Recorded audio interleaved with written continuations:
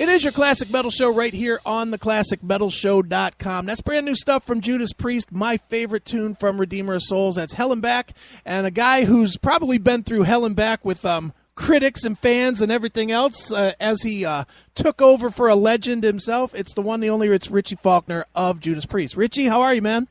I'm very well, mate. Good to be here today. Great to be here. Excellent. Well, Richie, brand new Judas Priest record out there.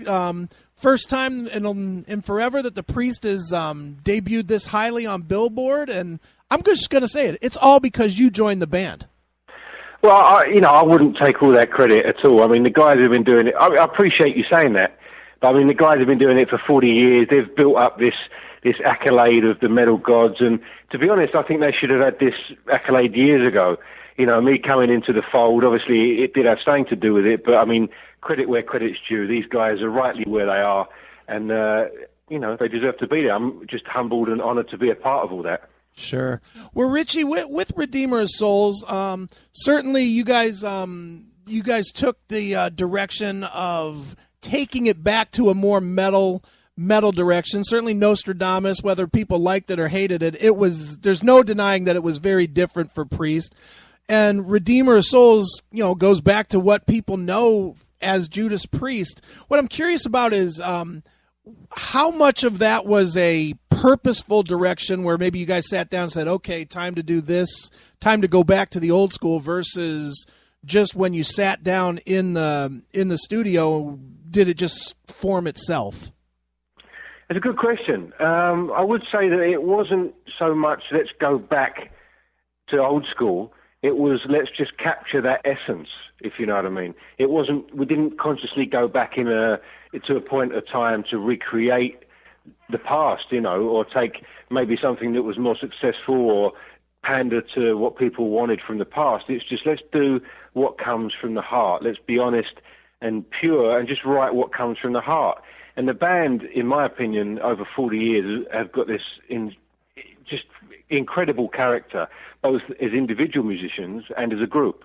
So we just thought that if we wrote from the heart, anything that we came up with, we put on the table.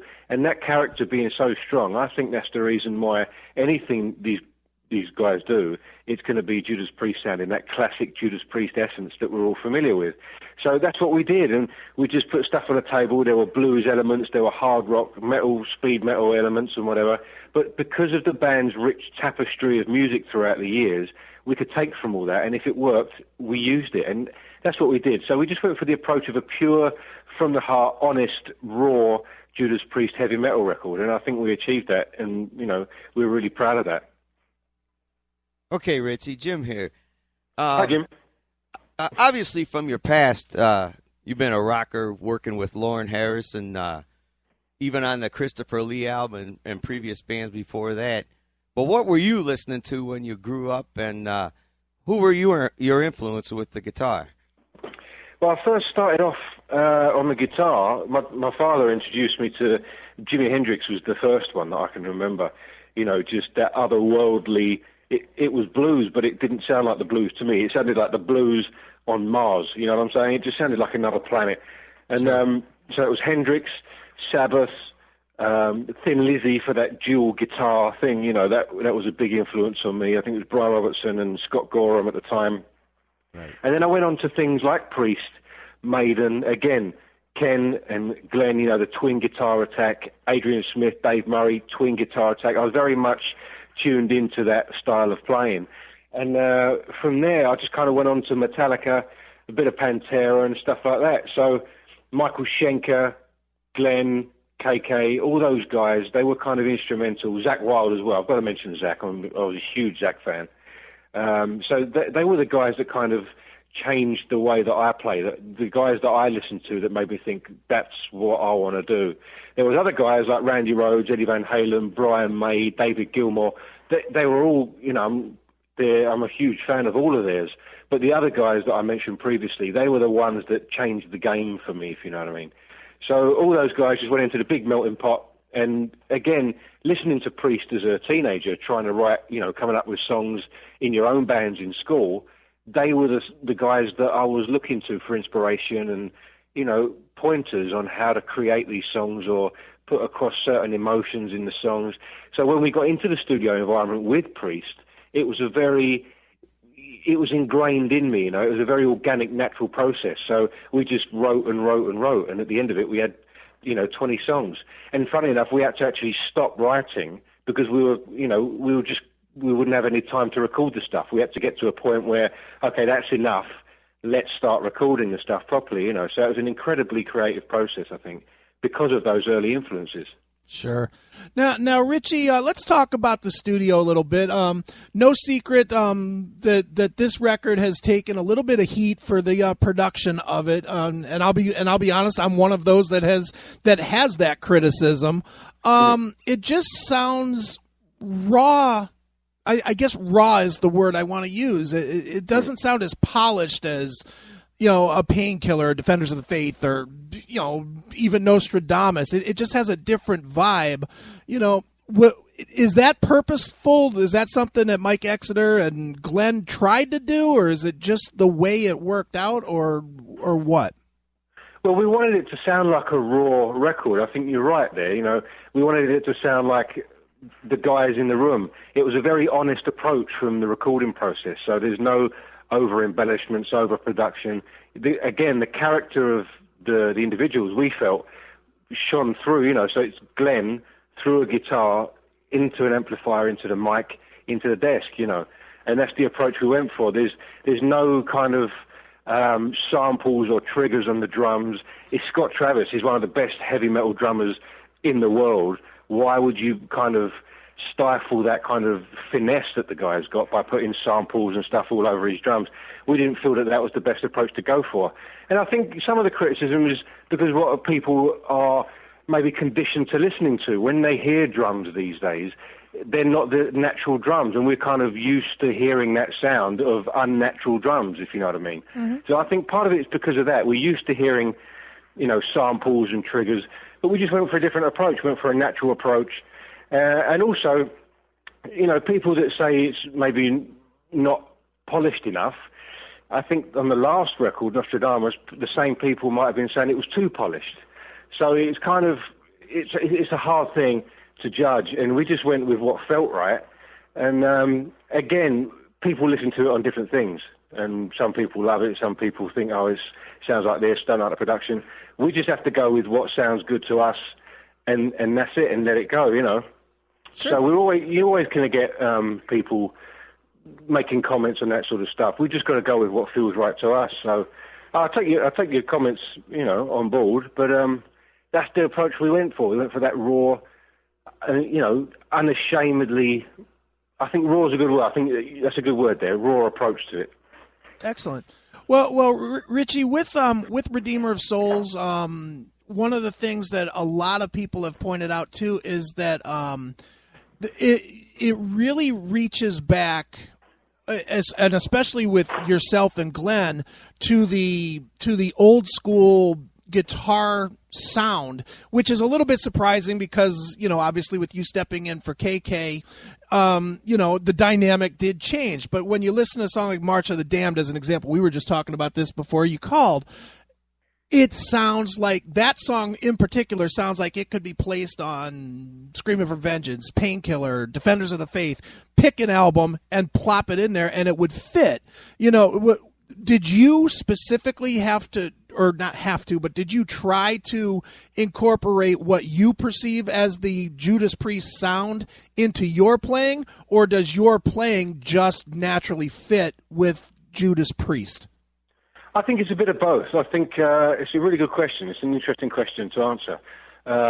I think it's a bit of both. As I said before, I was brought up on Judas Priest music, so it's ingrained in there how to write or how to play or how to play guitar harmonies in a dual guitar band, I think that was all in there. I think the roots of my playing comes from the blues, like Glenn and Ken's. They were big Hendrix fans, big Rory Gallagher fans. So right from, their early roots were the same as my early roots, if you know what I mean. And then my influences became what they were doing. So again, it was kind of all intertwined, and I think it was just second nature. But there was an element of it where, being a Priest fan for so many years and knowing the duty that was now upon me, if you like, I knew, if I had a riff or a melody, I knew what I was writing for. I knew what band I was in, and I knew what I was expected, by the fans to be producing. So, you have that in mind. So it's slightly unconscious, but the stuff that I was coming up with anyway, it was, it's on the same sort of track because of the upbringing. And then you might, if you put this chord in here, it sounds a little bit more priesty, or this melody here, or I've got this idea, it's a twin guitar thing that will fit perfect. You know what I mean? So I was very aware of the band that I'm in and the stuff that I was coming up with, while also being organically coming up with the stuff anyway. It's an interesting question. I like that one. Hey, Richie, when writing the Redeemer of Souls album, how much input did you have into it? And, I know Glenn and KK and Rob were the big primary songwriters previously to you joining the band, but how much did you get to put into this? Well, in my perception, as long as Rob's been in the band, they've always kept that three-songwriter team, the two guitar players and the vocalist team. And that, to me, has always worked and always been the classic Judas Priest writing formula. We kept it the same. Luckily, or, fortunately, all the ideas that I was putting on the table were working. And when we got into the studio environment, we were all co-writing. So Glenn might have had an idea which I would add to, or Rob would come up with a vocal line that I would come up with a riff to. So it was all a shared experience. There was no, I'm Rob Halford, this is how this song's going to go, because I'm Rob Halford, It wasn't anything like that. It was, Richie, I've got this great vocal phrase that I've just come up with in the car on the freeway. Have you got anything to go with this? Or, you know what I mean? So, again, it was a very creative experience. And to watch those guys working in the room and bounce ideas off of those guys that have been doing it for so long, it was just an education. It was a thrill, really, but just a really exciting educational process to be a part of. So we shared the whole lot. And, if you look on the linear notes, I'm just really proud to see my name up there as a writer with Halford Tipton and my name up there, Faulkner, as well. So we all took part in it, and I make a nice cup of tea as well and a nice cup of coffee. So I was a tea boy sometimes. I think that helped. Excellent. When you joined Priest, were you a little nervous knowing you were replacing a key member and founding member?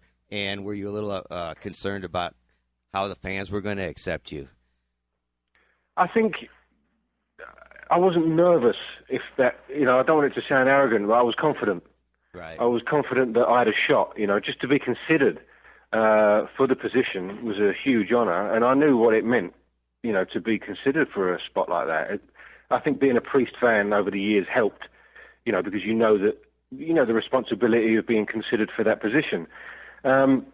But I also knew that if you let nerves or doubt or any sort of fear get in the way, it could trip you up, Sure. And I knew that I had a shot, and I thought if I let any of that get in the way, I might lose the shot. So I didn't let any of that really get in the way. And I wasn't really, I knew I could, as I said to you, I knew I could have a shot at this, and it was more about, I was thinking about what the guys thought, not so much as what the fans thought or what the fans would accept or not accept at that point anyway. It was just, right, let's do what I've got to do. Let's take the job on board, grab the ball by the horns, met the guys, done what I had to do, and then the next stage was going out on the tour. And then it was very much a case of almost, a point to prove for the fans, a positive point. It wasn't like a negative point, like I've got a chip on my shoulder, I need to prove to you that I can do this. It was a positive point from my point of view to say that, the band's fine, I'm a fan, I understand the responsibility, and I'm here doing the best I can, and it's all going to be okay, And within 30 seconds, the fans right down the front, they had their arms in the air, they were shouting along the words with me, and it was magic, really. It was totally magic. So it was a whole sort of journey between starting off, getting considered, getting the gig, and then going out and proving to the world that Priest is fine and we're still forging ahead for heavy metal. So it was an incredibly positive experience right from the word go. Sure. Excellent. Now, Richie, a lot of people would say that in a way you specifically are the reason that that Judas Priest is still alive today, because by all accounts that we heard prior to you joining the band, they were talking retirement, and they were talking seriously about retirement. And then, and again, I'm probably reading into this a little bit, but all the interviews talk about how you've infused energy and life into them in the creative process, in the touring process. How much of that do you buy into yourself, or do you not buy into any of that you really did re-energize these guys? I think it's hard. I mean, first of all, thanks for saying that. I think it's an incredible thing that people are saying that. I think that coming into a situation, you never know what the dynamic is before because you weren't there, So I don't know what it was like before. I can't really say how much I've changed it or how much it's changed because I wasn't aware. All I can say is you're right, and there was lots of talk about the band retiring. People have suggested that, I was, even Rob and Glenn have said, I came along and changed the whole thing. I mean, I don't think, I can take full credit for that. I was a part in a big machine, and maybe I was one of the reasons that sparked off a bit of enthusiasm. And if I was, that's great, I'm humbled and flattered that happened. And we're still out on the road in the future. But I think, as I said, it's a big machine. We went out on this Epitaph tour and we played 40 years worth of the band's back catalogue. And, who's not going to be re-energized by that? Especially if you're the creators of it and you're out there every night playing those songs. And it kind of just reaffirms maybe what you want to do. I mean, and Glenn said before, he said, I got back home, and he said, what am I going to do? Sit at home and read a magazine, for the rest of my life. He said, so all of those parts kind of came into play. And, yeah, I guess I might have been a part of it, but so was everyone else. I mean, Rob was up there. He wasn't flagging. He wasn't kind of 50% out there. He was giving 150% every night. And if you watch that Epitaph DVD that we released last year, that was the last show after a year's worth of gigging, and there's no signs of letting up. There's no signs of fatigue or exhaustion. It's balls out heavy metal and it's full on, So there's no signs of a band retiring there, whether they were conscious of it or not. So I think that, as I said before, there's lots of different factors that went into us carrying on and Judas Priest kind of maybe forgetting retirement for a while. If I'm one of them, great. But I think credit to the guys that, they're great at what they do and they love what they do. It's a genuine passion for what they do. So, it's down to all of us. It's down to all of us having that excitement and wanting to push forward into the future with Redeemer of Souls and the Redeemer of Souls tour. Excellent. Well, Richie, as you said, the new album is called Redeemer of Souls. It is out now. It's available in probably every format anybody could possibly want it in. And as a tradition on the show, Richie, we always let the artist pick a closing track from the new record and maybe tell us a story about it. So what would you like us to end this interview with? Let's go with Sword of Damocles. All right. There's two of my favourite songs on the record, which is Halls of Valhalla and Sword of Damocles. Sword of Damocles, I think, is a bit of a unique sort of vibe for Priest. It's maybe akin to maybe Dissident Aggressor, but a bit different. It's got a different beat. It's got a different kind of folky beat. It was a joy to write it in the studio and watch it kind of morph into this journey and this moral story that Rob referenced from, the Sword of Damocles fable. So, there's ups and downs and there's acoustic parts and falsettos from Rob and it's just a great journey in the world of Judas Priest and fables, really. So Sword of Damocles is what I'd like to go out with. All right, well, let's check it out right now. This is brand new Judas Priest right here on your Classic Metal Show.